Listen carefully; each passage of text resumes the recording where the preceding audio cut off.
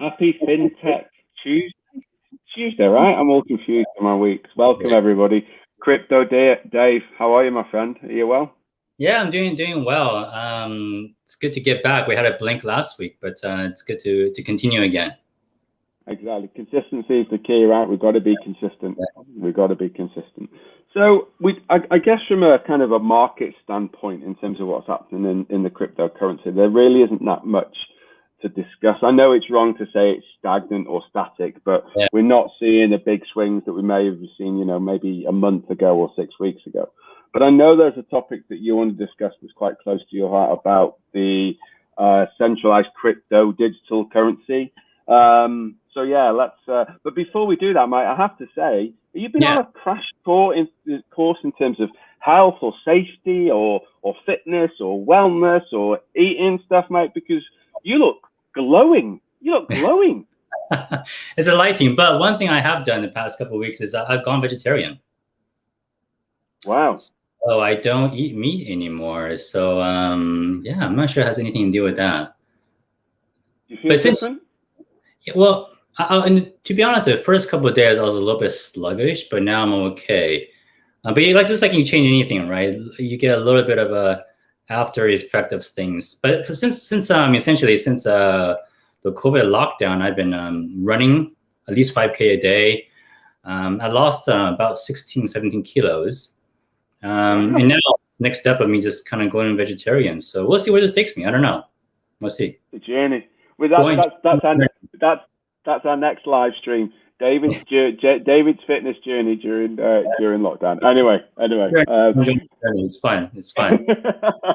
I know we're a little bit pushed for time today, but we've decided to push through with a live stream anyway. So let's crack on.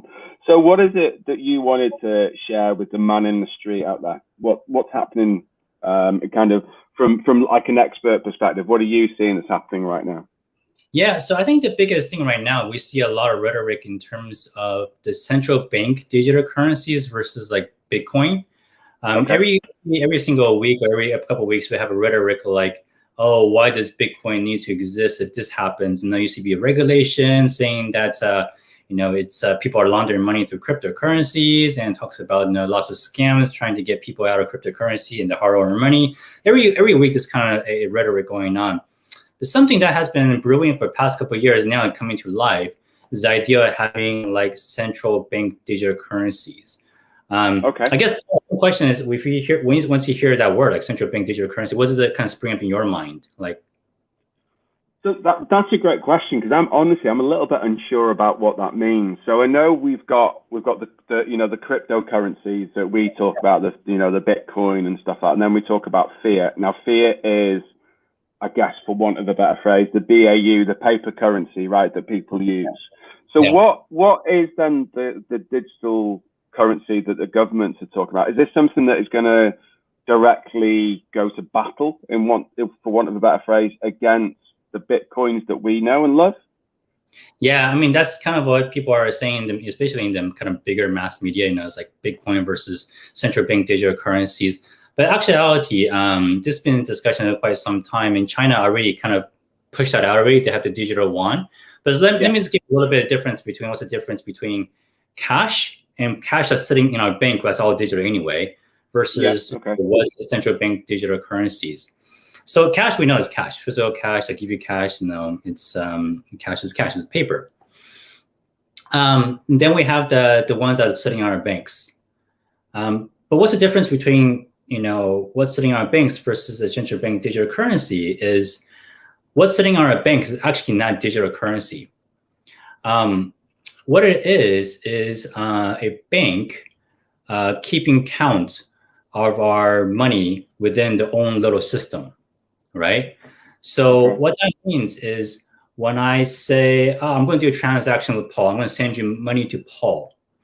Yeah. There's 3 layers that happens. One is actually transaction itself. Okay, I physically go to a bank and I say, this is Paul's bank address, and I'm going to send him some money. That's called a transaction layer. But in the background, there are 2 more layers called the settlement and the clearing. The settlement is basically my bank and your bank talking to each other and say, hey, are you good for the money? Oh, I'm good for the money. And then in that case, there is actually clearing. That conversation is called clearing. And then the 3rd layer is actually transaction itself. Okay, I would transfer this number to you, minus this number off of my balance sheet, and I add it to your bank account, and plus in terms of balance sheets on your bank account. But so actually it's not a digital currency that we know where it sits in a decentralized form, but actually sitting on databases where there's actually multiple layers to actually transact any money at all. So what that means is banks would take a fee, right, for all that work. Or like a money processor, like a Visa and stuff like that, they can justify a big fee because there is many transactions involved in that in terms of processing and layering. So what the central banks want to do, so the bank of banks, right, the banks owned by the government, is want to provide this in a whole completely digital platform where you can get money directly from the central bank, and everything is living in a digital world where the layers are gone. So if I want to transfer money to you, I transfer money through a digital form. The whole system is being controlled by the central bank. So there is no friction between banking have to talk to different banking systems and things like that. Everything is being controlled by the central bank. Okay. What that also means is there's going to be a minimal transaction cost in the future. There's less friction in terms of spontaneous transaction from money from one person to another. But the offside of that is they can completely track what's going on in terms of transactions with anybody. Also, they can completely understand how much you owe in taxes as well, right? Okay. So they want to go, instead of having to rely on the banks and money processors to transfer money, now everything can be controlled by the central bank. Bank of the Philippines, I don't know what it's called in the Philippines. In the US would be essentially the central bank of the US. Money through there, no need to have another layer of banks or money processors in between, but you also lose in terms of privacy and it's completely transparent as to what you're doing to the central banks itself. So this is something they've been working on quite some time. Yeah. But now what happens is China was the first one to actually push this very recently, and they're pushing it very hard. So they're saying to some of the citizens, say, hey, you know what? You have cash, physical cash. You give me $1 in physical cash. I'll give you maybe $1.2 in digital yuan. So incentivize people to actually start using these things digitally and giving up physical cash, because cash is hard to track. And at the same time, they're also clamping down very heavily in any business to do with Bitcoin, right? They see Bitcoin as being a competitor. So mining is starting to be banned in China. Any businesses that has dealing with Bitcoin is essentially considered illegal. So right before they launch this digital yuan, yuan is the local currency there. They have done all these things to take out Bitcoin-related business, Bitcoin, and then start to push out this digitalization of their own digital currency, essentially. I saw something about the ban of mining happening in China, and that was last week, was it, or the week before? So it's real. It's real. They're wow. That's big news, right? Yeah. That's really big news. Yeah. Wow. So you see people on Instagram and Twitter actually showing big miners sending like tons of servers to like overseas, because now China is complete. So these guys are migrating to other places to start up the mining rigs. But this is a whole digitalization of cash, essentially, which means that there will be more frictionless transaction between one person to another in terms of transaction value, but at the same time, full transparency in exactly what you're doing to the government, essentially. Okay. So you can see it's a good thing and bad thing, but yeah, that's what's happening. But the rhetoric now the mass media is pushing is saying that, oh, we can't have two that coexist. But to me, in my mind, cash is cash, right? It doesn't matter if it lives in a digital form, it lives in a physical form. Cash is controlled by the government. Governments can influence in terms of value of cash based on monetary policies. They can print more money, always print more money. So money in general is inflationary. Bitcoin is digital, but it's completely different in terms of what it is, right? It works more closely to digital gold. It's deflationary by nature. There's a limited amount of Bitcoin available. It's more seen as more a store of value. So you see a lot of things in terms of what's going on in the media, but don't confuse one or the other. They can coexist. In fact, to be honest with you, we're no different from what's happening now, even with the digitalization of dollars, just that it's in different form, but the value proposition is very, very different. It's a really, really stupid question because I'm stupid, right? So I'm trying to think the last time I touched UK paper money. Slightly different in the Philippines at the moment. Not everything is either Gcash or Apple Pay, whereas in the UK, it is turning into a cashless society where you can make a payment through your Apple Watch or you can use various different apps. Yeah. How is that digital currency different, let's say, from if the UK government decided to launch a digital pound or a digital sterling? How would that differ? How would that differ for me as a man in the street, whereas I've been used to maybe paying through my Apple Watch when I went to the local grocery? And that would, because I still wasn't touching the money, in my mind, that's still a digital transaction. How does that differ from a potential, centralized digital currency format system? What's the main difference there, mate? Or is there one? Yeah, so I don't know how it's going to look like completely what's going on in terms of the front-end user experience. But, right now, Apple has a lot of transaction layers that are built in with the system on the back end that you don't see. And those are the things I mentioned, such as the clearing, the instructions from someone talking to whatever the vendor system might be, and the actual transaction that happens in something called clearing, right? Apple Pay might be connected directly to the central bank, right? Okay.